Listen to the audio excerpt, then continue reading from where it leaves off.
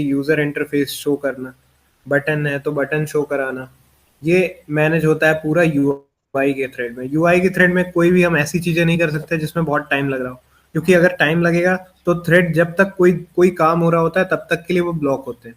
अगर ये वाला प्रोग्राम 5 मिली सेकेंड ले रहा है तो थ्रेड तब तक कुछ और काम नहीं कर सकता। ये एक सिंगल थ्रेड की बात हो रही है। तो सिंगल थ्रेड ऐसा समझ लो कि जैसे मैन्युफैक्चरिंग लाइन होती है ना, उसमें जब पैकेजिंग हो रही होती है तो एक वन बाय वन सारी चीजें जा रही होती हैं। ये डिस्कवरी में देखा है क्या, मैन्युफैक्चरिंग लाइन वाली कुछ एपिसोड? या फिर मैकेनिकल इंजीनियरिंग में तो इसका कुछ कॉन्सेप्ट समझाते भी होंगे, पता है इसके बारे में? मैन्युफैक्चरिंग लाइन, असेंबली लाइन, बहुत सारी चीजें होती है ना, सुना है कभी? नहीं। तो देखो ऐसा समझ लो कि ये एक थ्रेड है, वन बाय वन इसमें प्रोग्राम रन होंगे। प्रोग्राम रन हो सकते हैं कुछ भी, तो प्रोग्राम के अंदर मल्टीपल लाइंस होती हैं, वो रन होंगी। जब वो पूरी लाइन एग्जीक्यूट हो जाएंगी तो हम दूसरे प्रोग्राम में आएंगे, फिर इस तरह से तीसरे प्रोग्राम में, इस तरह से जितने भी प्रोग्राम होंगे वो रन होंगे। तो यूआई थ्रेड का क्या काम होता है? यूआई थ्रेड मैनेज करता है कि यूआई में क्या शो कराना है, क्या ड्रॉ करना है। तो इन सारे कामों में यूआई थ्रेड हमारा बिजी रहता है। यूजर ने कुछ टैप किया, वो भी यूआई थ्रेड मैनेज करेगा। यूजर जो भी इंटरेक्ट कर रहा है, कहाँ पे क्लिक कर रहा है, कौन से स्क्रीन में जा रहा है, ये पूरा यूआई थ्रेड मैनेज कर रहा है। तो इसके पास बिल्कुल भी टाइम नहीं है वेट करने के लिए कि कोई भी हम लॉन्ग ऑपरेशन इसमें परफॉर्म करा सकें। इसलिए हम यूज करते हैं तब हमें जरूरत पड़ती है किसी अदर थ्रेड की, जिसमें हम कुछ ऐसे टास्क करा सके जिसमें बहुत टाइम लग रहा हो। ठीक है। अब जैसे एपीआई कॉल सचिन ने बताया है कि पहले हम कोई रिक्वेस्ट करते हैं, वो सर्वर के पास जाती है एपीआई के थ्रू। अब सर्वर में जब रिक्वेस्ट यूजर ऑथेंटिकेटेड होगा तो रिक्वेस्ट का एक रेस्पॉन्स आता है। इतना पता है ना आफरीन, एपीआई के बारे में? एक बार फिर से बताइए। देखो, एपीआई समझ लो ऐसा एक मिडिल मैन। ये हमारा डिवाइस है, ये मोबाइल हो गया हमारा, ठीक है।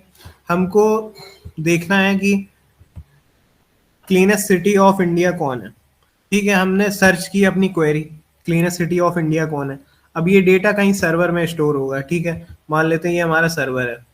अब पहले रिक्वेस्ट जाएगी, और रिक्वेस्ट में कुछ चीजें होती हैं, कोई कोई एपीआई ऐसी होती हैं जो पब्लिक होती हैं, कोई भी उसको एक्सेस कर सकता है। तो रिक्वेस्ट वहां पे ऑथेंटिकेशन की जरूरत नहीं होती। कुछ ऐसी एपीआई होती हैं जो प्राइवेट होती हैं, जैसे कि हमारी इंस्टा की आईडी, अगर इंस्टा की कोई चैट खोलनी है वो सिर्फ ऑथेंटिकेटेड यूजर ही खोल सकता है, हर कोई नहीं देख सकता।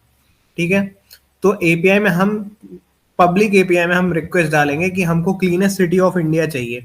अब ये सर्वर में जाएगा, देखने चेक करेगा, जैसे सर्च इंजन का मैं एग्जांपल ले रहा हूँ, ठीक है। अब ये सर्वर में एपीआई के थ्रू, बीच में एपीआई रहता है यहाँ मिडिल मैन। यहाँ पे हम एक मिडिल मैन ले लेते हैं, ये हमारा एपीआई है। एपीआई क्या कर रहा है, ये मैनेज कर रहा है, इसके पास रिक्वेस्ट आ रही है और ये वो उस रिक्वेस्ट को लेके सर्वर तक जा रहा है, और सर्वर से जो भी रिस्पॉन्स आ रहा है वो एपीआई हमें दे रहा है। तो ये एक तरह का इंटरफेस हो गया जो कि हमारे सर्वर और क्लाइंट के बीच में कम्युनिकेशन एस्टेब्लिश कर रहा है। ठीक है आफरीन, समझ में आया यहाँ तक? हाँ, क्लियर है। ठीक है। एपीआई समझ लो एक मिडिल मैन है जो नौकर की तरह काम करता है, ये उसके हो गए मालिक। ठीक है, तो मालिक सो रहे होते हैं आराम से, जो भी चाहिए हो तुमको इससे बोलना पड़ेगा, इसके नौकर से। कुछ भी चाहिए ये ला के देगा, बोलेगा हाँ तुम वेट करो, मालिक सो रहा है, मैं लेके आता हूँ वो सारी चीजें। फिर जब उसको वो चीज मिल जाएगी, देख लेगा कि ऑथेंटिकेटेड है या नहीं है, अलाउ किया गया है तुम्हें या नहीं, फिर उसके बाद वो रिस्पॉन्स लेके आएगा और क्लाइंट में शो कराएगा। तो ठीक है, ये हुआ। अब ये जो प्रोसेस हो जाता है ये काफी लंबा प्रोसेस हो सकता है, कभी कभी नेटवर्क पे भी डिपेंड करता है कि नेटवर्क की स्पीड क्या है। तो हो सकता है इसमें 3 से 4 सेकंड लग जाए, 5 सेकंड लग जाए, कोई भरोसा नहीं। या फिर हो सकता है बहुत जल्दी हो जाए। तो यूआई थ्रेड के पास इतना टाइम नहीं है कि वो 3 से 4 सेकंड वेट कर सके। Even UI thread I think हर 16 मिली सेकेंड में अपना एक स्नैपशॉट चेंज करता है। जैसे कि मल्टीपल फोटोज को ऐड कर दो तो वीडियो बनता है ना, ये एनिमेशन में यूज होता है। मल्टीपल फोटोज को अगर ऐड करो तो एक वीडियो की तरह दिखता है।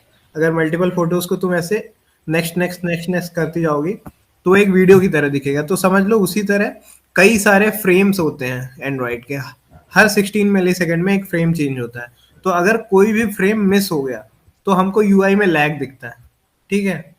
सपोज करो वीडियो में एक फ्रेम में इंसान चल रहा है लेकिन 2 फ्रेम लैग हो गए, अब वो चल के आगे बहुत आगे पहुंच चुका है। तो ये जो लैग हमें बीच में दिखता है ना, ये होता है फ्रेम ड्रॉप की वजह से।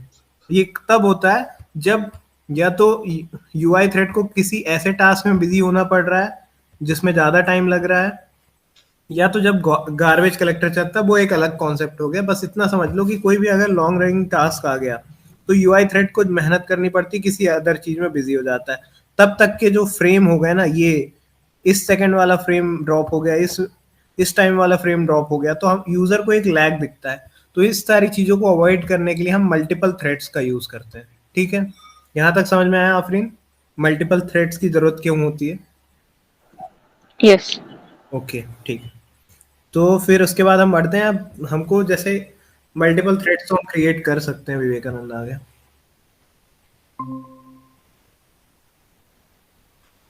टाइम पे आया करो यार, बहुत लेट कर देते हो, आधी चीजें बता दिया। हाँ, तो मैं कहाँ पे था? ये देख लो, अभी सिंपल मैंने कुछ नहीं बताया ज़्यादा, कि ये यूआई थ्रेड होता है। यूआई थ्रेड में क्या काम हो रहे होते हैं? यूजर इंटरफेस से रिलेटेड, जैसे यूआई ड्रॉ करना, बटन ड्रॉ करना, टेक्स्ट ड्रॉ करना, इमेज ड्रॉ करना, जो भी हमने एक्सएमएल में डिफाइन किया वो सब यूआई थ्रेड की मदद से ड्रॉ होता है। और यूजर ने कुछ भी इंटरेक्ट किया, वो सारी चीजें हम इसमें इस थ्रेड में हम परफॉर्म कराते हैं। और हर 16 मिली सेकेंड में एक फ्रेम हमें दिखता है, और वो हर 16 मिली सेकेंड में अब क्या होता है, चेंज होते रहते हैं एंड्रॉइड में फ्रेम। समझ रहे हो विवेकानंद फ्रेम क्या होते हैं? कि एक बार अच्छे से समझा दूं, कभी पढ़ा है फ्रेम के बारे में? फ्रेम क्या होते हैं एंड्रॉइड में, विवेकानंद? हेलो। फ्रेम के हेलो। बारे में सुना? फ्रेम के बारे में, कि फ्रेम क्या होता है नहीं नहीं। एंड्रॉइड में? ठीक है, तो चलो नहीं देखते हैं नहीं। क्या होता है। अभी सपोज करो स्क्रीन में हो तुम, ठीक है, हर सेकंड, हर मिली सेकंड कुछ ना कुछ स्क्रीन में चेंज हो रहा है। तो समझ लो कि तुम्हारा जो पूरा एक प्रोसेस है ना, वो मल्टीपल स्नैपशॉट से मिलके बना हुआ है तुम्हारे स्क्रीन के उस सेकंड में।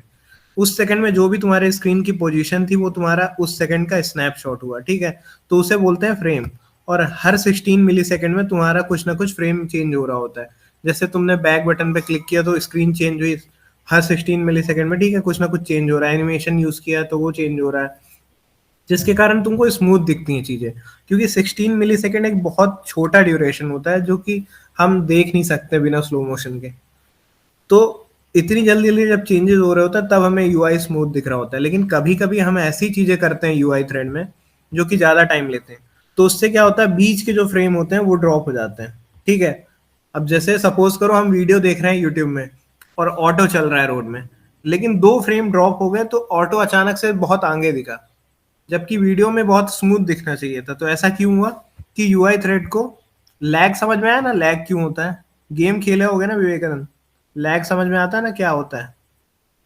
मैं किस लैग की बात कर रहा हूँ? चलो ठीक है, आफरीन तुम्हें समझ में आया ना फ्रेम ड्रॉप क्या हो रहा है? आफरीन? हाँ, समझ जैसे में आया। चलो ठीक है। तो ये लैग क्यों होता है?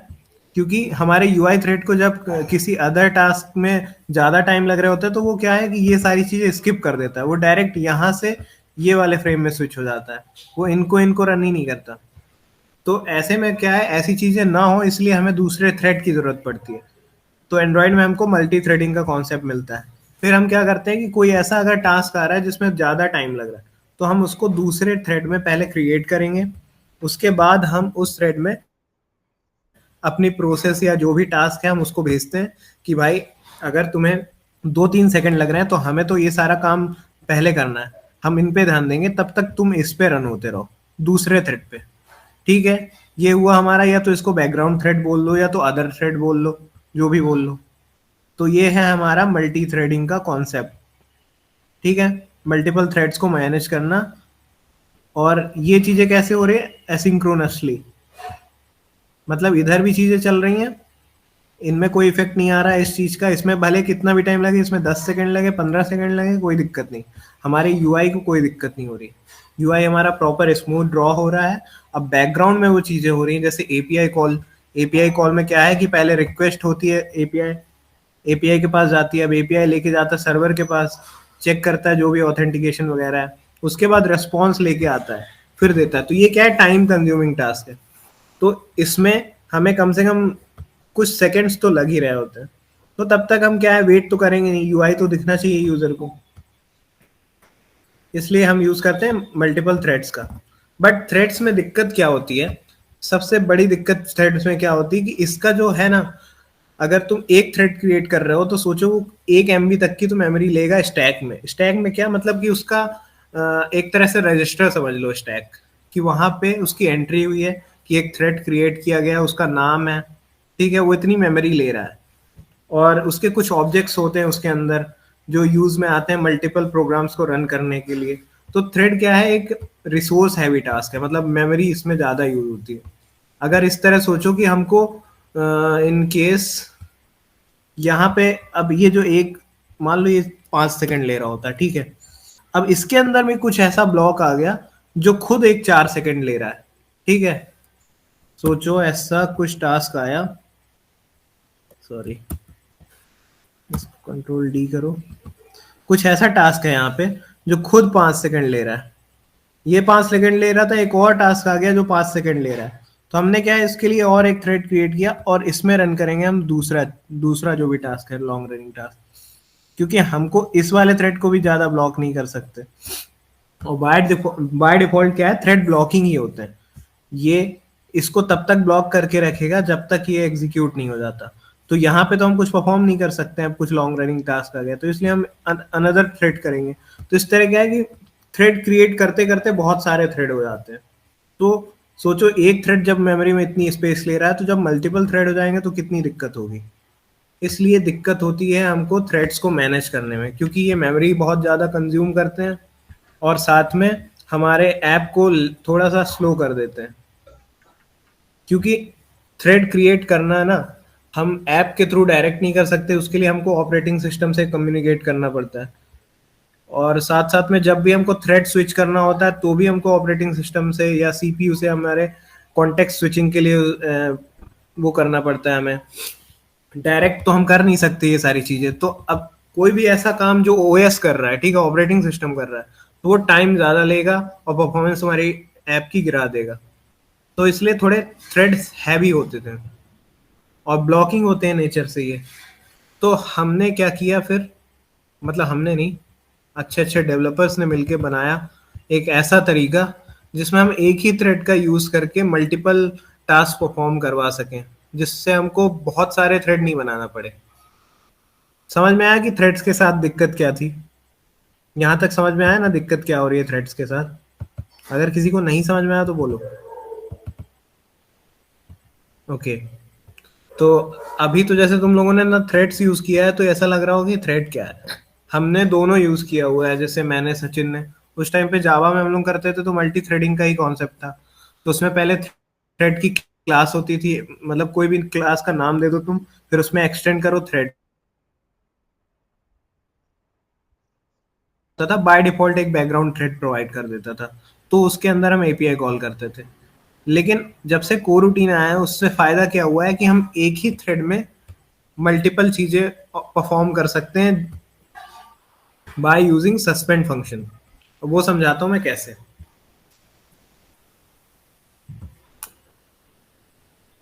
कोटलिन कोरूटीन, एक सेकंड, एक इमेज के थ्रू समझाता हूँ, बहुत अच्छे से समझ में आएगा।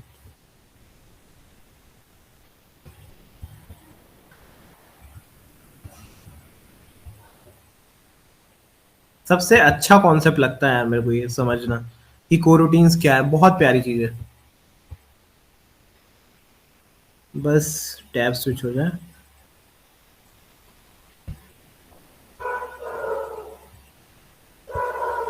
हम्म, दिख रही है स्क्रीन ना? इमेज क्लियर है? रिएक्ट कर दो। ओके, तो देखो इसमें क्या है कि हमारा ये सिंगल थ्रेड है ग्रीन कलर का, ठीक है। और इस थ्रेड में हमारे पास एक फंक्शन ए है और एक फंक्शन बी है, जिसके अंदर कुछ ऐसे टास्क हैं या कुछ ऐसे पॉइंट आते हैं जहां पे उसको कोई लॉन्ग रनिंग टास्क मिल गया जिसमें टाइम लग रहा है एग्जीक्यूशन में। तो तब तक क्या है, वो खाली नहीं बैठेगा। वो क्या करेगा, हम इसमें यूज करते हैं सस्पेंड फंक्शन का कोरूटीन्स में। और कोरूटीन क्या होते हैं, एक ही थ्रेड के अंदर हमको मल्टीपल थ्रेड बनाने की जरूरत ही नहीं है, हम एक ही थ्रेड के अंदर मल्टीपल चीजें परफॉर्म करा सकते हैं विदाउट ब्लॉकिंग। तो सस्पेंड फंक्शन क्या होते हैं, ऐसे फंक्शन जो खुद को सस्पेंड कर सकते हैं या रिज्यूम कर सकते हैं। कभी ऐसा कोई फंक्शन सुना था इससे पहले तक कि कोई भी ऐसा एग्जीक्यूट हो रहा है फंक्शन और एक लाइन में वो अचानक से दूसरे फंक्शन में चला गया बिना एग्जीक्यूशन पूरा किए? कभी ऐसा सुना है अभी तक किसी ने भी? अनम्यूट करो, बोलो। नहीं सुना ना? ओके। नहीं नहीं। हाँ, क्योंकि फंक्शन में अगर जैसे 10 लाइन है ना, तो पूरी के पूरी 1 2 3 करके ऐसे सारी एग्जीक्यूट होंगी। ऐसे तो नहीं होता कि 3 लाइन एग्जीक्यूट हुई फिर दूसरे फंक्शन में चले गए फिर उसकी लाइन एग्जीक्यूट हुई। तो आफरीन, ऐसा सुना है क्या तुमने? नहीं। हाँ, तो कोरोटीन्स क्या होते हैं, यूज करते हैं सस्पेंड फंक्शन का। अब इसमें क्या हुआ कि फंक्शन ए में हमने 3 लाइन एग्जीक्यूट की। अब ये पॉइंट ऐसा आ गया कि यहाँ पे हमें 3 सेकंड का टाइम लग रहा है, ठीक है? तो उस 3 सेकंड हम क्या है, खाली नहीं बैठेंगे। हमने कॉल कर दिया दूसरे सस्पेंड फंक्शन को जो उसमें एग्जिस्ट करता था। अब हमने एक और सस्पेंड फंक्शन बनाया था। तो फंक्शन ए ने क्या किया, खुद को सस्पेंड कर लिया और बी को रिज्यूम कर दिया कि भाई अभी मेरे को टाइम लग रहा है, तू कर ले ये काम, ठीक है? अब बी एग्जीक्यूट हुआ, फिर बी में ऐसा एक पॉइंट आया कि अब इसको टाइम लग रहा है। तो अब तब तक क्या है, बी खाली नहीं बैठेगा, मतलब थ्रेड तो खाली नहीं बैठेगा। तो थ्रेड में क्या किया, बी ने अपने आप को सस्पेंड कर लिया यहाँ पे, ठीक है? और तब तक फंक्शन ए रन हुआ। ऐसे कर करके हमने एक ही थ्रेड में मल्टीपल फंक्शन में स्विच कर करके हमने इस आइडल टाइम क्या होता है, एक पॉइंट से दूसरा पॉइंट जहां पे हमको लॉन्ग रनिंग टास्क मिल रहा है, अब यहाँ पे हमको वेट करना पड़ रहा है, ठीक है? तो हमने बिल्कुल खाली बैठने ही नहीं दिया थ्रेड को।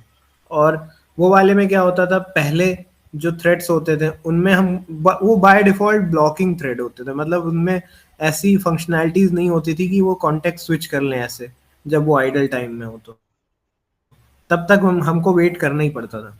तो ये फायदा हुआ कोरूटीन्स का। और कोरूटीन्स को लाइट वेट थ्रेड क्यों कहते हैं, क्योंकि इसके लिए हमको मल्टीपल थ्रेड्स की जरूरत नहीं है, हम सिर्फ मेन थ्रेड में भी बैकग्राउंड ऑपरेशन परफॉर्म कर सकते हैं, ठीक है? तो अब ये चीज, अब जैसे मान लो तुम्हारा यूआई अपडेट आया कुछ, इसी इसी इमेज से समझते हैं, ठीक है? फंक्शन ए क्या कर रहा है, यूआई अपडेट कर रहा है, और फंक्शन बी क्या है, नेटवर्क कॉल कर रहा है। तो हमने जब फंक्शन ए किया, यूआई अपडेट कर रहा था, ठीक है, इसमें कुछ लॉन्ग रनिंग टास्क था, तब तक हमने एपीआई कॉल करवा दिया। अब एपीआई कॉल में भी टाइम लग रहा है, तो हमने फिर से रिज्यूम कर दिया फंक्शन ए को जो यूआई अपडेट कर रहा है। अब फिर इसी तरह से फंक्शन बी कॉल हो गया, डिपेंडिंग ऑन द सिचुएशन वो कॉन्टेक्स्ट स्विच होता रहता है, ठीक है? तो कोरूटीन्स के बेसिक्स किसको किसको समझ में आ चुके हैं कि बेसिक फंडा क्या था इनका, कि इनको लाया क्यों गया? इसमें किसी को दिक्कत क्या? आफरीन, तुम्हारे लिए बहुत जरूरी है, एक बार बता देना अगर कुछ नहीं समझ में आया तो। समझ में आया है। ओके, तो फिर विवेकानंद तुम्हें आ गया?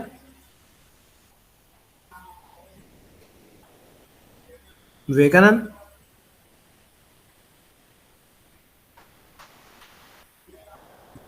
चलो ठीक है, आगे बढ़ते हैं। अब हाँ, तो कोरूटीन्स कैसे, मतलब अच्छे क्यों होते हैं, मतलब अगर कोई तुमसे पूछे कि why coroutines are called light weight thread, ये इंटरव्यू में बहुत ज्यादा पूछा जाता है।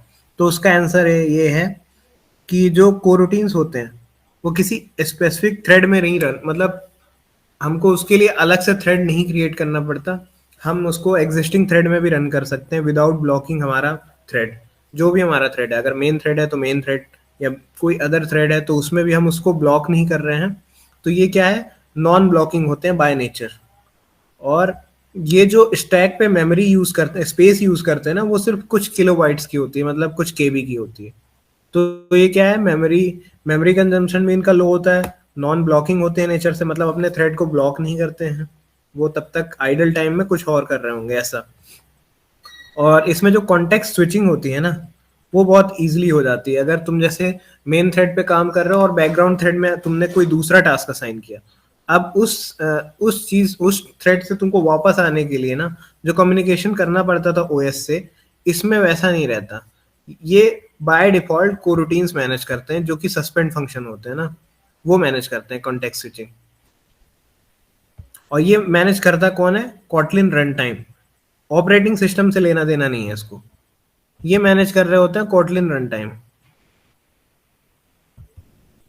तो यहाँ पे ऑपरेटिंग सिस्टम से अगर हम कम्युनिकेट नहीं कर रहे हैं तो समझ जाओ कि क्या दो चीजें हो रही हैं। पहली चीज कि हमको टाइम कम लगेगा, और अगर हम ओएस से कम्युनिकेट नहीं कर रहे हैं तो परफॉर्मेंस हमारी अच्छी रहेगी। ठीक है, क्या मैसेज आया? अच्छा, दूसरे ग्रुप पे। ओके। अब स्ट्रक्चर्ड कॉन्करेंसी और कॉटलिन कोरोटीन में क्या है, एक अच्छी चीज है कि इसमें जो स्ट्रक्चर है ना, इस जैसे तुम कोई भी टास्क रन कर रहे हो तो तुम इसमें स्कोप डिफाइन कर सकते हो कि किस स्कोप के अंदर वो टास्क हो रहा है। अगर वो स्कोप किल होगा तो वो सारे टास्क भी किल हो जाएंगे।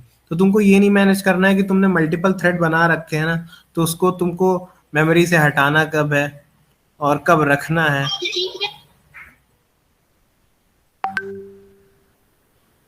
एक सेकेंड। हम्म।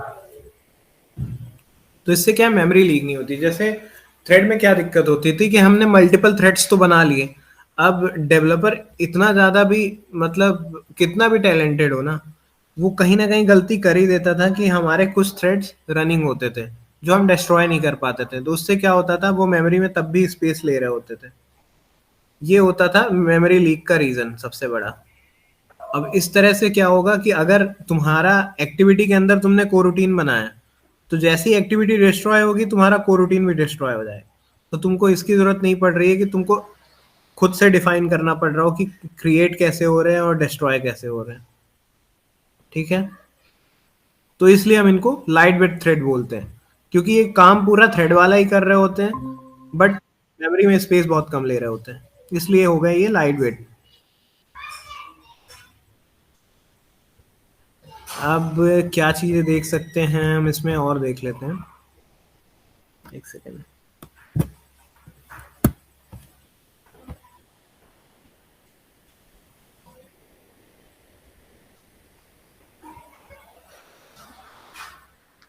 हाँ, तो सस्पेंड फंक्शन समझ में आया ना? क्या होते हैं सस्पेंड फंक्शन, एक बार बताना कोई, अनम्यूट करके। आफरीन, सस्पेंड फंक्शन क्या होता है? थोड़ा सा इंटरेक्टिव रखते हैं, क्योंकि अगले चीजों में हम कोड में जाएंगे, अभी सिर्फ कॉन्सेप्ट ही समझते हैं। क्या होता है suspend function by it's name? तुम्हें क्या लग रहा है कि क्या होता है? अभी बताया मैंने एक बार। मल्टीपल थ्रेड्स की ज़रूरत नहीं पड़ती, एक ही थ्रेड पे जो भी फंक्शंस है, टास्क है, एग्जीक्यूट होता है। नॉन ब्लॉकिंग थ्रेड है। ओके, लेकिन सस्पेंड फंक्शन जो है ना, इसके नेम से तुमको क्या लग रहा है ये क्या करते हैं? सस्पेंड फंक्शन नॉर्मल एक suspense function. For some time. हाँ, कि मतलब खुद को ये सस्पेंड कर सकते हैं और रिज्यूम भी कर सकते हैं, इनकी खासियत होती है। ठीक है, और नॉर्मल फंक्शन क्या होते हैं, वो सिक्वेंशियली एग्जीक्यूट होंगे वन बाय वन।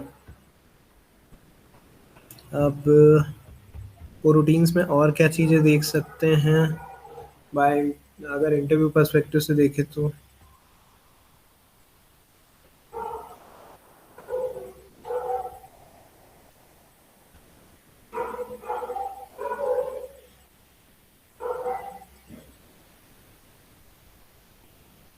तो चलो ठीक है, अब हमारे पास बहुत टाइम बच रहा है। हमने मल्टी थ्रेडिंग समझ लिया, हमने कोरूटीन के बेसिक समझ लिए। अब हम देख सकते हैं कि कोरूटीन्स क्या होते हैं, मतलब इसके कैसे क्रिएट करते हैं हम कोरूटीन्स को। इसको कोड में ही दिखा देता हूँ मैं एक बार, एंड्रॉइड स्टूडियो ओपन करके।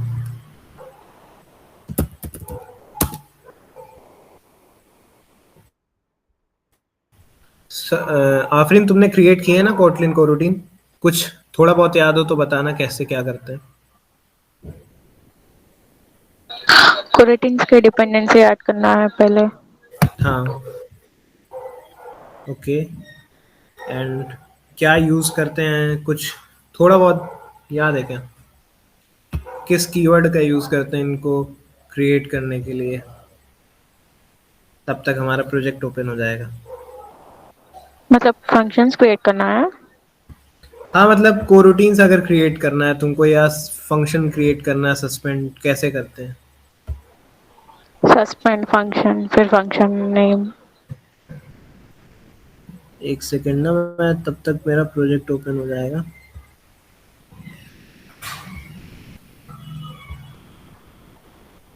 अच्छा चलो मैं बताता हूँ कैसे क्रिएट करना है कोरूटीन्स। कितने टाइप के कोरूटीन्स होते हैं?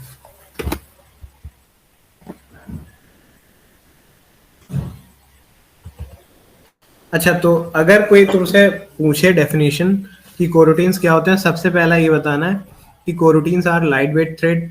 दूसरा ये बताना है कि इसमें हम एसिंक्रोनस चीजें कर सकते हैं सिंक्रोनसली, मतलब कि सिंगल थ्रेड में हम ऐसी चीजें कर सकते हैं जो ऐसे लगेंगी कि मल्टीपल थ्रेड्स का हम यूज कर रहे हो, जैसे बैकग्राउंड में हो रहा हो। ठीक है। और अगर कोरूटीन तुम्हें लॉन्च करना है तो हम यूज करते हैं कोरूटीन बिल्डर्स का। अब ये कोरूटीन बिल्डर्स क्या होते हैं इसको समझ लेते हैं पहले। What is coroutines builder with examples. इससे डरना मत कभी भी ना। कोरूटीन क्या है, ये अजीब सा लग रहा है सुनने में। बहुत प्यारा कॉन्सेप्ट है, बहुत इफिशिएंट है। इसको यूज करने से बिल्कुल एकदम परफॉर्मेंस तगड़ी हो जाती है आपकी। बिल्डर विद एग्जांपल एंड मैं तो बहुत डरती थी पहले ये कोरिटेंस देखे जब। नहीं नहीं, बहुत अच्छी चीज़ है कोरोटीन। बहुत मज़े आते हैं इनको यूज़ करने में, क्योंकि मुझे तो सबसे ज़्यादा टफ लगता था थ्रेड यूज़ करना, क्योंकि उसमें परफॉर्मेंस इशू बहुत रहता था। और एक तो एसिंग टास्क अगर यूज़ कर रहा हूँ ना तो वो भी एक अलग ही कॉन्सेप्ट होता था। इसलिए मेरे को कोरोटीन तो बहुत ज़्यादा सही लगे। ईजिली लॉन्च कर सकते हो और हर छोटी मोटी चीज़ों के लिए तुम यूज़ कर सकते हो। सबसे पहले तो स्कोप समझ लेते हैं। स्कोप क्या होता है? व्हाट इज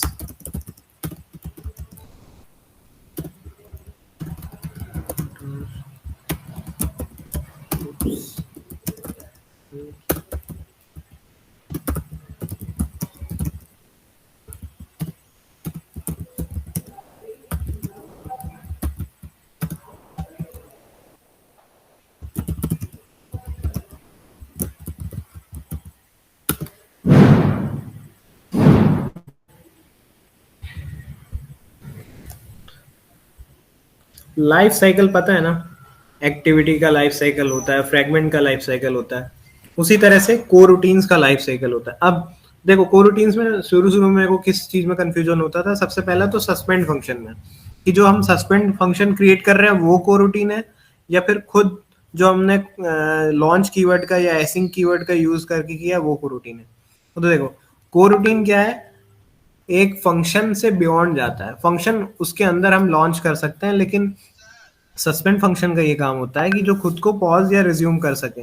तो हम सस्पेंड फंक्शन का यूज करते हैं कोरूटीन वाली फंक्शनैलिटी को यूज करने के लिए। अगर सस्पेंड फंक्शन नहीं होंगे तो हम कोरूटीन को यूज नहीं कर पाएंगे। तो कोरूटीन अलग है और सस्पेंड फंक्शन अलग है, इसमें कंफ्यूज मत होना। ठीक है। और कोरूटीन का क्या होता है, एक लाइफ साइकिल होता है, मतलब कि इसका जब हम क्रिएट कर रहे हैं और उसके बाद जब ये कैंसिल कब हो रहे हैं, डिस्ट्रॉय कब हो रहे हैं, तो ये सारा क्या होता है एक स्कोप के अंदर होता है।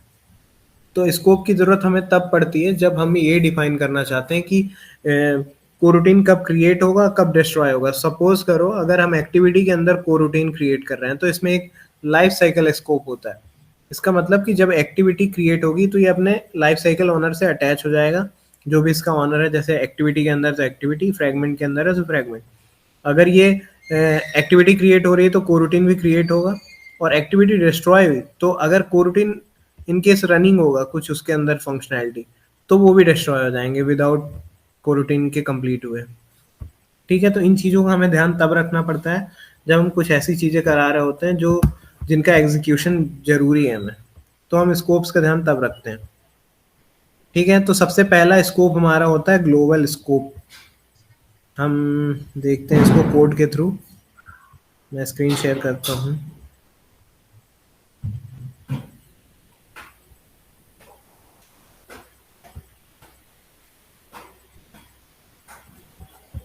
स्क्रीन दिख रही है ना?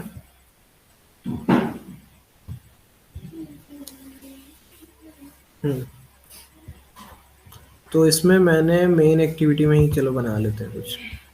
सपोज करो कि मेरे को एक सिंपल कोई सा अदर एक्टिविटी में कोड है क्या?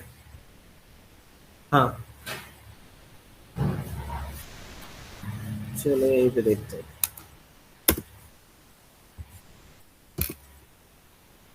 सपोज करो कुछ ऐसा काम है जो 2 सेकेंड का टाइम ले रहा है, ठीक है, एग्जीक्यूट होने में। तो मैं कोरूटीन्स का क्रिएट किन किन तरीकों से कर सकता हूँ? सबसे पहला तो मेरे को स्कोप डिफाइन करना होगा कि मतलब कोरूटीन कब क्रिएट होगा, कब डिस्ट्रॉय होगा। तो उसके लिए हमारे पास 3 स्कोप्स हैं। सबसे पहला ग्लोबल स्कोप, जो कि मेन है। फिर लाइफ साइकिल स्कोप,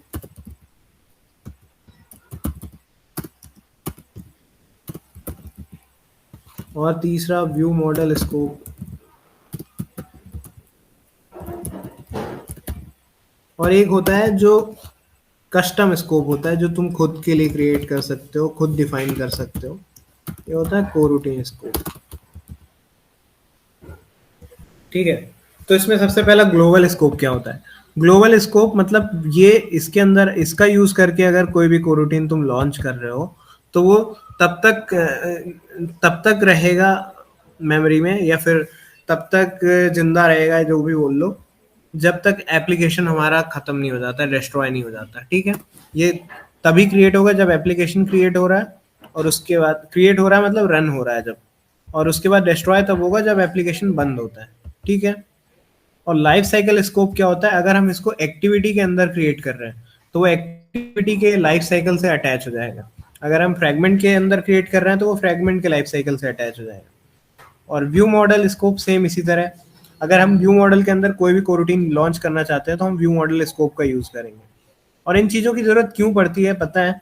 सपोज करो तुमको कुछ ऐसी चीजें करनी है जिनका काम हमें सिर्फ एक्टिविटी में लगना है। ठीक है। हमको अगर कोई ऐसा काम करना है जिसका काम हम सिर्फ एक्टिविटी में चाहिए, बाकी पूरे एप्लीकेशन को उस चीज से कोई लेना देना नहीं, तो क्या उसको मेमोरी में स्पेस तब तक देना चाहिए जब तक एप्लीकेशन है? क्या उसको मेमोरी में स्पेस मिलना चाहिए तब तक के लिए? बोलो। सपोज करो एक ऐसा काम है जिसका सिर्फ छोटा सा काम था एक एक्टिविटी के अंदर, तो क्या हम उसको तब तक मेमोरी में रखें जब तक पूरा एप्लीकेशन चल रहा है, या फिर जैसे ही एक्टिविटी हमारी डिस्ट्रॉय हो रही है हम उसको खत्म कर दें? ऑब्वियसली हम जब एक्टिविटी डिस्ट्रॉय होगी तभी खत्म कर देंगे, क्योंकि उसका यूज ही खत्म हो रहा है वहां पे। तो जो ऐसे टास्क हैं जो हमको सिर्फ एक्टिविटी से लेना देना है, उस उन टास्क का फ्रेगमेंट के अंदर ही हमें करना है, तो हम वहां पे यूज करेंगे लाइफ साइकिल स्कोप, और उसको यूज करके हम लॉन्च करेंगे। सबसे पहले हम ग्लोबल स्कोप का यूज कर लेते हैं। ये बहुत ही रेयरली यूज होता है, ये सजेस्ट भी नहीं किया जाता। इसका यूज हम तब करते हैं जब एप्लीकेशन क्लास में हमें कुछ चीजें परफॉर्म करनी होती हैं तो। ठीक है। ग्लोबल स्कोप डॉट लॉन्च, इसका यूज करके हम एक सेकेंड, कोड सही किया ना मैंने? कभी कभी कैपिटल स्मॉल का दिक्कत हो जाती है। हाँ, तो ग्लोबल स्कोप स्कोप हमेशा कैपिटल में होता है। वार्निंग क्या दे रहा है? Used to require, चलो इसको देखेंगे कुछ, अभी तो पहले रन करते हैं। अब जैसे इसमें कोई ऐसा टास्क हो रहा हो, अब यहाँ पे हम डिस्पैचर के बारे में बाद में बात करेंगे। सिंपली हमने कोरूटीन लॉन्च किया, ठीक है। आफरीन, अभी ये थोड़ा कंफ्यूजिंग लग रहा होगा कि हमने ये बनाया ही क्यों है। ये इसलिए बनाया है कि हम जिससे अपने ये ऑन क्रिएट में जो मेन थ्रेड में ये सारी चीजें हो रही ना, उस पर फर्क ना पड़े, हम उसके अंदर ऐसी चीजें करवा सकें, लॉन्ग रनिंग ऑपरेशन। और ये तब तक जिंदा रहेगा, या फिर तब तक क्या बोलते हैं उसे यार, तब तक स्पेस कंज्यूम करेगा जब तक पूरा एप्लीकेशन है, जब तक वो डिस्ट्रॉय नहीं हो जाता, भले ही एक्टिविटी डिस्ट्रॉय हो जाए। ये कोरूटीन तब भी तुम्हारी मेमोरी में स्पेस लेगा और रिसोर्सेज यूज करेगा, इसलिए ये अवॉइड करना चाहिए हमें। हम अगर एक्टिविटी में कोई भी कोरूटीन क्रिएट कर रहे हैं, हम यूज करेंगे लाइफ साइकिल स्कोप का, जो ऐसा होता है life cycle dot launch, sorry life cycle scope dot launch. ये हो गया हमारा लाइफ साइकिल स्कोप। ये भी लॉन्ग रनिंग ऑपरेशन के लिए यूज कर सकते हो, सेम वही काम है, बस स्कोप ये डिफाइन करता है कि कब ये डिस्ट्रॉय होगा, कब क्रिएट होगा। ठीक है। व्यू मॉडल स्कोप हम यहाँ नहीं क्रिएट करते, हम करते हैं व्यू मॉडल के अंदर। तो हमने एक इसके लिए व्यू मॉडल भी शायद बनाया हुआ था, कहाँ गया, हाँ ये व्यू मॉडल में हमको क्या है कि एक एपीआई कॉल कराना था। तो अगर एपीआई कॉल हम व्यू मॉडल को रूटीन के बाहर करते हैं तो उससे दिक्कत क्या होती, वही प्रॉब्लम कि ये बाय डिफॉल्ट मेन थ्रेड पे ही रन होता। तो हम नहीं चाहते थे कि ये मेन थ्रेड में रन हो, इसलिए हमने व्यू मॉडल डॉट लॉन्च का यूज़ किया। और ट्राई कैच इसलिए यूज़ किया कि इन केस अगर फेलियर वाला कुछ आता है, ऐसा कुछ एरर आता है, तो वो हम कैच कर सकें यहाँ पे। ठीक है। तो ये था हमारा व्यू मॉडल स्कोप। ये तब तक ही सरवाइव करेगा जब तक व्यू मॉडल है। अगर व्यू मॉडल डिस्ट्रॉय हो रहा है तो ये भी डिस्ट्रॉय हो जाएगा। व्यू मॉडल क्या होता है, उसका यूज क्या है? देखो व्यू मॉडल का यूज ये है कि तुम्हारे एक्टिविटी का डेटा स्टोर करके रखता है, किसी भी एक्टिविटी का, और ये सरवाइव कर लेता है कॉन्फ़िगरेशन चेंजेस। तुमने देखा होगा कई बार कि जब हम डिवाइस को रोटेट करते हैं ना, तो क्या होता है, हमारी एक्टिविटी डिस्ट्रॉय होती है और फिर से वो सारे व्यूज कैलकुलेट होते हैं कि कौन कितनी स्पेस लेगा, क्योंकि अब तो पूरा यूआई ही चेंज हो गया। अगर तुम पोर्ट्रेट मोड में कोई फोटो देख रही हो तो वो अलग स्पेस, मतलब मेमोरी में, मतलब सॉरी स्क्रीन में अलग स्पेस लेगी, ठीक है, अलग तरीके से ड्रॉ हो रही होगी। लेकिन अगर उसको तुम पोर्ट्रेट करके देखो तो उसके लिए क्या है, रिकैलकुलेशन होते हैं। इसलिए एक्टिविटी पहले डिस्ट्रॉय होती है फिर रिक्रिएट होती है। तो इस तरह में क्या होता है, बहुत सारा डेटा अगर हम व्यू मॉडल के अंदर नहीं रख रहे हैं ना, हम सिर्फ सिंपल मान लो एक्टिविटी में हमने कुछ क्रिएट किया, हम इसको एमवीवीएम वाले लेक्चर में और अच्छे से डिटेल में समझेंगे। ठीक है। यहाँ पे तुमने वेरिएबल ले लिया, मान लो वेरिएबल काउंट, जिसके अंदर हमने स्टोर करा लिया 5। अब जैसे ही तुम रोटेट करोगे डिवाइस को, ये 5 क्या होगा, नहीं 0 करा देते हैं, ठीक है। और ऑन क्रिएट के अंदर तुमने कुछ कुछ फंक्शनैलिटीज रन करी, जिसके कारण अब तुम्हारा काउंट वेरिएबल क्या है, अब तुम्हारा काउंट वेरिएबल होल्ड करता है 1 या 5, चलो कुछ भी, मतलब ठीक है। इसमें कुछ ऑपरेशंस हुए, उसके बाद तुम्हारे काउंट की वैल्यू क्या हो चुकी है, किसी तरह से 5। लेकिन जैसे ही तुम डिवाइस को रोटेट करोगी, क्या होगी, एक्टिविटी डिस्ट्रॉय होगी और दोबारा से क्रिएट होगी। तो उससे क्या होगा, ये जो काउंट वेरिएबल की वैल्यू है दोबारा से रीसेट हो जाएगी 0 पे। तो क्या तुम्हें ये सही रहेगा तुम्हारे ऐप के लिए कि अगर तुमने रोटेट किया सारा तुम्हारा डेटा ही गायब, फिर से एपीआई कॉल हो रही है, फिर से सारी चीजें हो रही हैं। तो इससे बचने के लिए व्यू मॉडल है, जो कि हमारा एक जेटपैक, एंड्रॉइड जेटपैक कंपोनेंट का पार्ट है। Android jetpack component set of libraries समझ लो, जो हमारी डेवलपर्स की लाइफ आसान करने के लिए बनाएगी। नई नई चीज़ें जो भी हो रही हैं ना, वो सब जेटपैक लाइब्रेरीज में ही आ रही हैं। तो व्यू मॉडल एक कॉन्सेप्ट है जो कि होल्ड करता है इसका पूरा डेटा। अब जैसे काउंट को अगर तुमने व्यू मॉडल के अंदर क्रिएट किया है, तो एक्टिविटी डिस्ट्रॉय हो गई, क्रिएट हो गई दोबारा से, तो ये हुआ क्या, configuration changes. Configuration changes for example, जब हम डिवाइस को रोटेट करते हैं, और दूसरा जब हम थीम चेंज करते हैं ना, तो देखना तुम्हारी जो एक्टिविटी है वो डिस्ट्रॉय होगी फिर से क्रिएट होती है। तो एक वो दिखता है कि हाँ दोबारा से लॉन्च हुई एक्टिविटी। कभी भी ऐसा करके देखना, इंस्टाग्राम में रहना, थीम चेंज करना या रोटेट कर देना, तो उससे क्या होता है कि पहले एक्टिविटी डिस्ट्रॉय होती है फिर रिक्रिएट होती है। तो जिससे डेटा लॉस ना हो, हम व्यू मॉडल का यूज करते हैं। ठीक है, उसको और अच्छे से समझेंगे। और व्यू मॉडल के अंदर हमने कुछ डेटा को रखा हुआ है जिससे कॉन्फ़िगरेशन चेंजेस सरवाइव कर ले, और भी बहुत सारे इसके यूजेस होते हैं जो कि एमवीवीएम में हम देखेंगे। और यहाँ पे हमने यूज किया व्यू मॉडल डॉट लॉन्च का, क्योंकि हमको मेन थ्रेड को ब्लॉक नहीं करना था। सिंपल सा फंडा ये है कि हम कोई भी लॉन्ग रनिंग टास्क हम ऐसे ही नहीं कहीं भी रन कर सकते। अब जब हम एक जैसे जैसे हम और मैच्योर डेवलपर बनते जाएंगे ना, हम कोई भी ऑपरेशन ऐसे डायरेक्टली नहीं परफॉर्म करेंगे कि एपीआई कॉल हो रही है तो करा दो डायरेक्ट। हम हर चीज को कोरूटीन के अंदर रखेंगे, लेकिन हमको ये देखना है कि हम किस स्कोप के अंदर उसको लॉन्च कर रहे हैं, वो कब क्रिएट होगा, कब डिस्ट्रॉय होगा। और ये तब समझ में आएगा जब तुम थोड़ा सा कोटलिन के बेसिक्स अच्छे से बढ़ोगे, है ना। ये थे स्कोप्स। इनमें कोई दिक्कत है क्या, 3 स्कोप में, view model scope, life cycle scope या ग्लोबल स्कोप में? ओके, चलो ठीक है। अब कोरूटीन स्कोप देख लेते हैं, ये क्या है। ये कोरूटीन स्कोप ऐसे स्कोप होते हैं जिनको हम खुद से बना सकते हैं। ये हमारा कस्टम स्कोप है। ये हो गया कोरूटीन स्कोप। इसमें तुम डिफाइन कर सकते हो कॉन्टेक्स्ट। कॉन्टेक्स्ट मैं पास कर सकता हूँ। अब इसमें लाइफ से इसमें मैं इसका स्कोप मैं खुद ही डिफाइन कर सकता हूँ। अगर मैंने दिस कर दिया, दिस डॉट कोरूटीन कॉन्टेक्स्ट, तो बाय डिफॉल्ट ये एक्टिविटी के ही एक तरह से मान लो, ऐसा समझ लो कि ये लाइफ साइकिल स्कोप की तरह ही बिहेव करेगी। अभी ये मैंने ज़्यादा यूज़ नहीं किया है क्योंकि सच में इसकी ज़रूरत पड़ी नहीं अभी तक। जनरली मैंने ये तीनों ही यूज़ किए हैं, और इसका भी मैं यूज़ अगले कोरूटीन के लेक्चर में इसका अच्छे से यूज़ बता दूंगा। बट जनरली मैं तो इसको अवॉइड करता हूँ यूज़ करना। ये तब होता है जैसे हमको कोरूटीन का लाइफ साइकिल हमको खुद से अगर मैनेज करना हो, तुमको एक कस्टम स्कोप तैयार करना हो, तो उसके लिए हम यूज़ करते हैं कोरूटीन स्कोप का। तो अभी तक ऐसा कोई सिनेरियो मुझे मिला नहीं तो इसके बारे में और अच्छे से पढ़ता।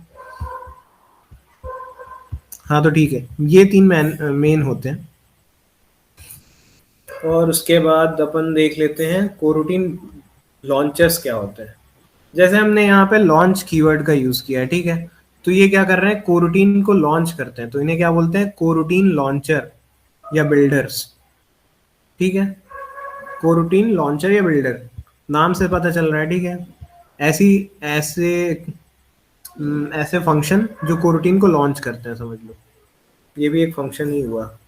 ये देखो, फन कोरूटीन स्कोप डॉट लॉन्च एक एक्सटेंशन फंक्शन है। एक्सटेंशन फंक्शन मतलब इस क्लास जैसे कॉल करते हो ना तुम फंक्शन, वैसे ही एक्सटेंशन फंक्शन होते हैं। क्या है कि किसी क्लास को हम उसके इंटरनल डेफिनेशन को मॉडिफाई किए बिना हम बाहर से ही अगर उस कोई चेंजेस करते हैं तो एक्सटेंशन फंक्शन कहलाते हैं। हाँ, तो यहाँ पे मेन मुद्दा क्या था अपना, कोरूटीन्स ना। तो ये कोरूटीन बिल्डर हमारा एक तो हो गया लॉन्च। अब ये यहाँ पे मैं लिखता जाता हूँ जिससे तुम लोगों को समझ में आए कि क्या क्या हमने कवर किया है। सबसे पहला कोरूटीन के ये थे स्कोप, कोरूटीन। अब दूसरा है कोरूटीन बिल्डर्स।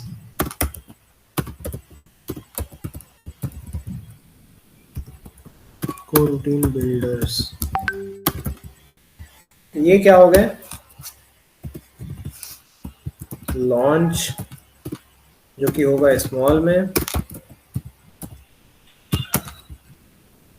And एसिंग run blocking. ये तीन टाइप के हमारे वो हो गए कोरूटीन लॉन्चर या बिल्डर। ये क्या करते हैं, तुम्हारे कोटलिन कोरूटीन को क्रिएट करते हैं। बार बार कोटलिन नहीं यूज करना, सॉरी, कोरूटीन को क्रिएट करते हैं या लॉन्च करते हैं। जैसे कि हमने अभी ग्लोबल स्कोप का यूज करके लॉन्च किया था, लाइफ साइकिल स्कोप का यूज करके लॉन्च किया था। अब इन तीनों के अलग अलग यूज केसेस हैं। लॉन्च का यूज कब करना है, एसिंग का यूज कब करना है, उसके हिसाब से हम देखते हैं इनकी डेफिनेशन। लॉन्च का काम ये होता है कि कोई भी ऐसे ऑपरेशन जो फायर एंड फॉरगेट वाले हो, मतलब इसमें हमको कोई रिजल्ट एक्सपेक्टेड नहीं है। सपोज करो कि हमको 2 सेकेंड का डिले दिखाना था, हमने सिंपल से एक ऐसा कोड किया, जैसे स्प्लैश स्क्रीन में जनरली इसका यूज करते हैं। लाइफ साइकिल स्कोप लिखा, हमको क्या है 2 सेकेंड का डिले दिखाना है, ठीक है।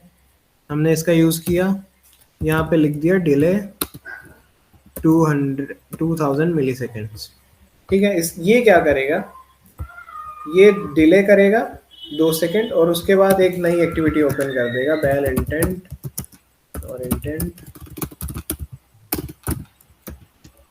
जो भी है। मतलब ये समझ लो कि एक्टिविटी का मैंने कोड लिख दिया, एक्टिविटी लॉन्च करना है, ठीक है। ये बहुत सिंपल सा यूज है हमारे कोरूटीन का, जो कि जनरली तुमको देखने को मिलेगा। इसमें क्या हुआ कि हमको थ्रेड हैंडलर लूपर वो ये सब नहीं बनाना पड़ा हमारे डिले के लिए। हम सिंपल लॉन्च किए life cycle scope dot launch. इससे क्या हुआ, इससे हमको रिजल्ट से तो लेना देना था नहीं, हमको यहाँ पे ऑपरेशन परफॉर्म कराना था और हमको निकल जाना था दूसरे एक्टिविटी में। हमने वही किया, यहाँ पे कोई रिजल्ट एक्सपेक्टेड नहीं था। बट कुछ ऐसे केसेस आते हैं जहाँ पे हमको कुछ रिजल्ट एक्सपेक्टेड होता है। सपोज करो या तुम कुछ नेटवर्क कॉल कर रहे हो, वहां पे तुमको वेट करना है कि रिजल्ट भी आ रहा है, तुम ऐसे ही नहीं दिखा सकते, तो तुम वहां पे यूज करोगे एसिंग का, ठीक है। एसिंग क्या करेगा, तुमको एक रिजल्ट ला के देगा,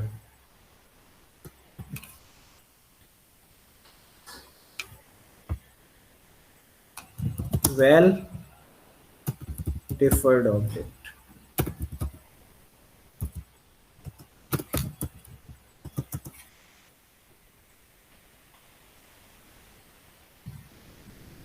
सॉरी, डबल एफ नहीं होगा।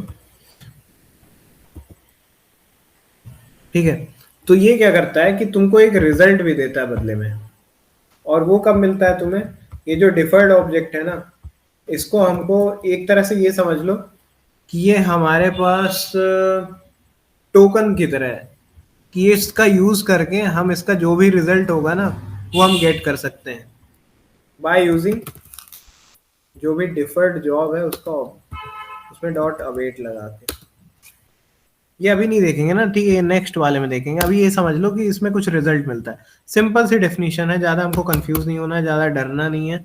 सिंपल सी चीज है, लॉन्च का काम है फायर एंड फॉरगेट ऑपरेशन, एसिंग का काम है जब हमको कुछ रिजल्ट एक्सपेक्टेड होता है तब हम यूज करते हैं। इसमें हमको कोई रिजल्ट एक्सपेक्टेड नहीं होता, जस्ट हमने काम किया, खत्म किया, और ये हम हमारा रिजल्ट भी रिटर्न कर रहा है। और रन ब्लॉकिंग का क्या काम है? वैसे तो बाय डिफॉल्ट कोरूटीन क्या होते हैं, नॉन ब्लॉकिंग होते हैं नेचर में, बट कभी कभार हमको कुछ ऐसी चीजें करनी है जिसके लिए हमको ब्लॉक करना पड़े अपना यूआई या फिर अपना थ्रेड, तो हम क्या करेंगे, रन ब्लॉकिंग का यूज करेंगे। रन ब्लॉकिंग का यूज करके भी हम कोरूटीन लॉन्च कर सकते हैं। और वो कोरूटीन जब तक रन हो रहा है तो वो सस्पेंड फंक्शन जैसा काम नहीं करता कि वो कॉन्टेक्स्ट स्विच करे। अगर वो रन हो रहा है तो वो ब्लॉक करके रखेगा पूरे थ्रेड को। ठीक है, रन ब्लॉकिंग समझ लो कि गुंडा है, ये पूरा का पूरा थ्रेड ब्लॉक करके रखता है। ठीक है, समझ में आया इन तीनों में? लॉन्च, एसिंग, रन ब्लॉकिंग, समझ में आया आफरीन, विवेकानंद?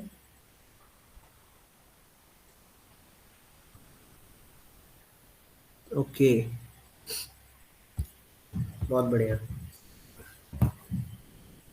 तो बाकी की ये चीजें हम नेक्स्ट, हाँ सॉरी, ये तीनों क्या है, कोरेटिन बिल्डर्स है? हाँ, ओके। सपोज करो कि तुमको कोरूटीन क्रिएट करना है, अगर इनका यूज नहीं करोगी तो तुम कोरूटीन को क्रिएट नहीं कर पाओगे। ठीक है, तुमको डिफाइन करना होगा कि तुम कोरूटीन क्रिएट कर रही हो तो कैसा कोरूटीन चाहिए तुम्हें। लॉन्च, लॉन्च जनरली हम यूज करते हैं जब हमें रिजल्ट एक्सपेक्टेड नहीं होता डायरेक्टली।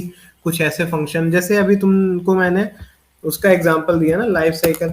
सपोज करो तुमको स्प्लैश स्क्रीन से थोड़ी सी 2 सेकंड के लिए स्प्लैश स्क्रीन दिखा के एक्टिविटी होम में जाना है। ठीक है, होम एक्टिविटी में, तो क्या यहाँ पे तुमको कोई रिजल्ट एक्सपेक्टेड है आफरीन? नहीं। तो तुम यहाँ पे क्या यूज करोगी लॉन्च करने के लिए कोरूटीन का? लॉन्च, एसिंक या रन ब्लॉकिंग? लॉन्च। हाँ, और इन केस मैं ये चाहता हूँ कि हाँ, कुछ एपीआई कॉल हो और उसका कुछ रिजल्ट आए, एंड देन मैं उस रिजल्ट को शो कराना चाहता हूँ एपीआई में, सॉरी यूआई में अपडेट कराना चाहता हूँ, तो कौन सा यूज करेंगे हम, बिल्डर? एसिंक। हाँ, और रन ब्लॉकिंग का यूज कब करते हैं? देखो, इफ यूज यू कब वांट टू करते हैं ये ब्लॉक, गलत क्वेश्चन हो अगर गया। देखो, रन ब्लॉकिंग का यूज हम तब करते हैं क्योंकि इसका यूज केस जनरली नहीं किया बोला जाता, रेकमेंडेड नहीं होता बिल्कुल भी, क्योंकि फिर कोरूटीन का मतलब ही क्या हुआ, हम अगर उसको ब्लॉक कर रहे हैं तो ये यूज होता है टेस्टिंग में।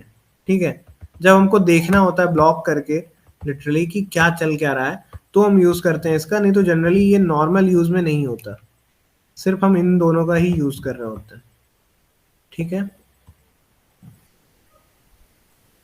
ओके, एंड बाकी की चीज़ें हम नेक्स्ट क्लास में करेंगे, क्योंकि कोरूटीन बहुत अच्छे कॉन्सेप्ट्स हैं। अगर हम उसको 1 डेढ़ घंटे में कवर करने की कोशिश करेंगे तो बिगड़ जाएंगी चीज़ें। इसलिए बाकी की बची हुई चीज़ें पूरा कोड वाला वो रहेगा एक्सप्लेनेशन, ये यूज़ कहाँ कहाँ करना है, कब करते हैं हम। तो हो सकता है मैं कुछ अच्छे कोड भी दिखा दूँ, और या फिर बहुत सारे कोड प्रिपेयर करके रखूँगा, छोटे छोटे स्निपेट्स। ठीक है, नेक्स्ट क्लास बस टाइम से आ जाना तुम लोग। ओके।